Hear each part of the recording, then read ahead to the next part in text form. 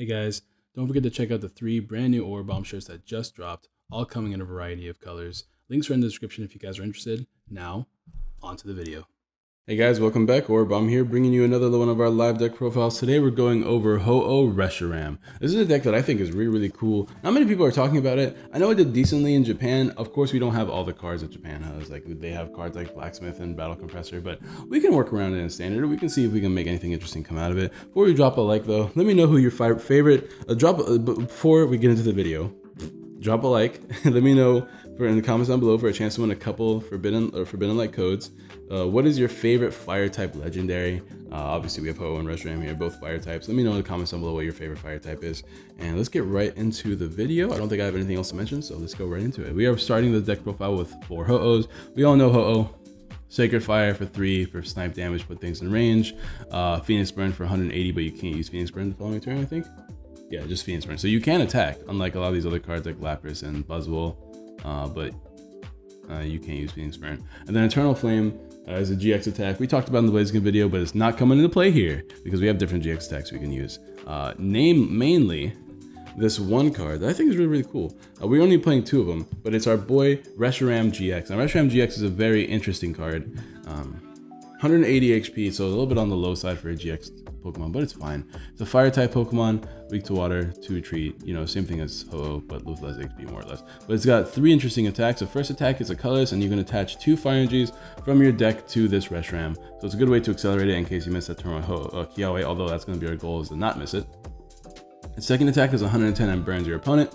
But its third attack is the reason why we're playing it. The GX attack, it does 180 damage, and you can attach 5 fire energies from your hand onto your board in any way you like. Think Turtonator, but it's from your hand. So it's a little bit weaker than Turtonator, but it does have the added benefit of doing 180 damage. Unlike Turtonator, it can take knockouts, which is huge because if you can take 2 prizes while also setting up your board, that is extremely powerful. It's got a speedier aspect than Turtonator does. And that's what makes it really good in my opinion. So, and then then you have 2 Pokemon set up on your board. Obviously Reshiram is not as strong as an attacker, but you know, it's an attacker nonetheless. You can hit 110, 140 with Choice Band, and then it's 160 with Burn. So overall, it's not like the worst thing ever. It can take care of non-GX Pokemon, but you usually want to set up your Ho-Ohs, and then you can even set up your Turtonators if you like. Now Turtonator is really interesting. It's 190 HP, just like Ho-Oh. It has the first attack Shell Trap. We all know what Turtonator does, and I'm sorry for this glare, guys. I'm trying to fix it, but I moved a little bit, but it's not really changing too much. But let's see if we can get around it. Shell Trap does 20 damage, and if your opponent attacks you during your next turn, it does. They take 8 damage counters, which is pretty useful in its own right. Being able to weaken your opponent, put things in range of like Reshiram's regular attack, or just in general if they have too high HP, just like Blaziken does. Shell Trap is useful. Also, Choice Band for 50 is not bad. Bright Flame does 160 with a Choice Band, it's 190, and it's a 3 energy attack. It's one of the, it can hit 190 while only being 3 energy, so it's useful in its own right. You have to discard the fire energy, but it's fine. And then we have Nitro Tank GX. Obviously, we're gonna want to use Reshiram GX, but because of the way this deck is working, you can't always use Reshiram GX early game. In fact, usually you want to use a mid game and just Kiawe onto a Ho-Oh and just start taking knockouts, and then like you set up a Reshiram while you're taking knockouts and go from there. But sometimes it doesn't always work out. You have 3 different strategies in the deck, whether you can just Kiawe into Ho and just start taking knockout while you set up your board. You can Kiawe into Reshiram and then take a GX knockout and then set up your board that way. Or you can just keep going and then eventually just use Turtonator GX attack and set up your board that way as well. You have 3 ways to like just really progress your board state. Turtonator is the slowest option, but it's an option nonetheless. It's an easiest option to pull off because once a couple Pokemon get knocked out, you will have enough energies in the discard pile to work with. We are playing a couple of tech Pokemon. Dude, my transitions are like real quick. Let's be real. Let's be careful.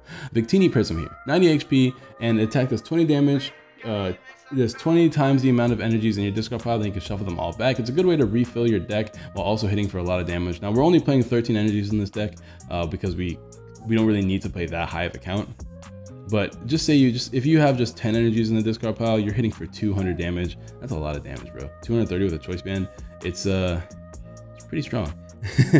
So, and it's a 1 prize attacker. So mid to late game, if you don't want to get your 2 prize attackers knocked out, it's good to attack with Victini. It's a 2 energy attack. It's not even that hard to set up, especially with cards like Turtonator and Reshiram. You can set up fairly easily. We're playing 1 Dawn Wings because it's a good way to reset your Ho-Oh. It pairs really well with cards like Guzma and Switch. So having that 1 Dawn Wings around is really strong, just so that you can consistently take knockouts.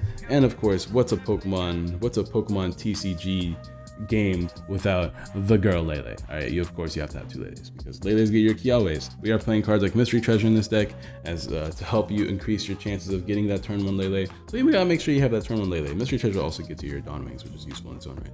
But speaking of items, let's go right back into the items. We have, of course, our full Ultra Balls and our 2 Mysterious Treasures to help you get that turn 1 Kiawe as easily as possible.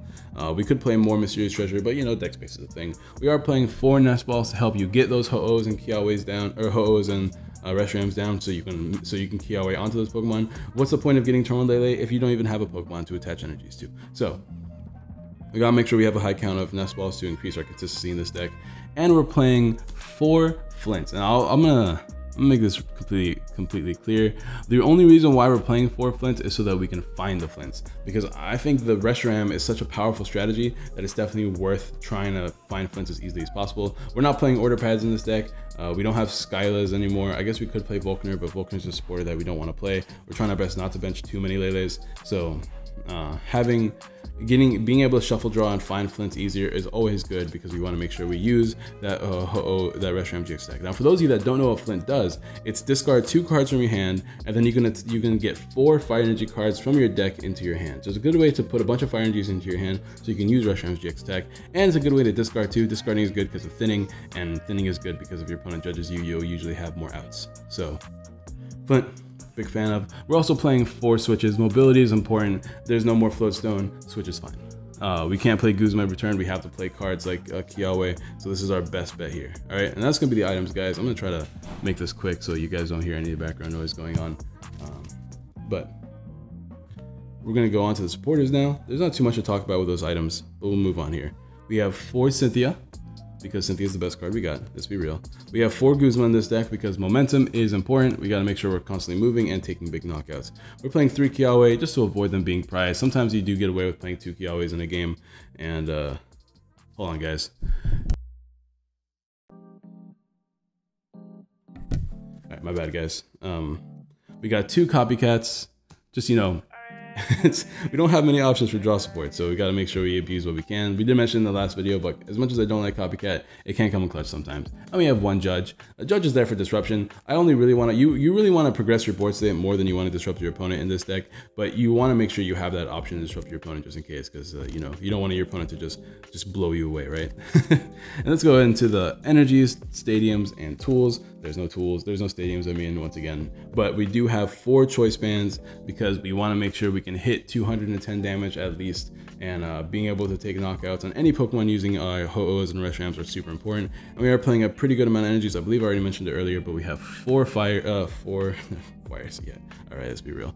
4, 8, 12, 13 fire energies to make sure that we can constantly have enough energies in the deck for us to use a couple Kiawes, usually just 1, and then we want to be able to Flint as well. But that's gonna be the deck profile, guys. I do have to wrap this up because my sister's about to take a shower and it gets really loud. So don't forget to drop a like if you haven't already, subscribe, share all the good jazz. Let me know what you guys think of the deck down below, what changes you would make, because these decks are always subject to change. These are our first times playing these decks. Let me know if you even like the strategy. I know a lot of people, I know like the strategy is kind of like 50-50 to a lot of people. Like, I'd rather play the slower Turtonator just because it's more consistent than try to pull off the Reshiram play. But I mean, like, you know, it's really just, it's not like, how do I explain this? Like, how do I explain this actually?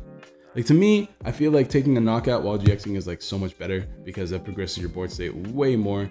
But you know, that's always up to opinion. It really just depends on how you feel about this deck. And you know, let me know in the comments down below. I'm always interested in hearing you guys, your guys' opinions. Definitely drop a like, subscribe, share all the good jazz, and I'll see you guys next time.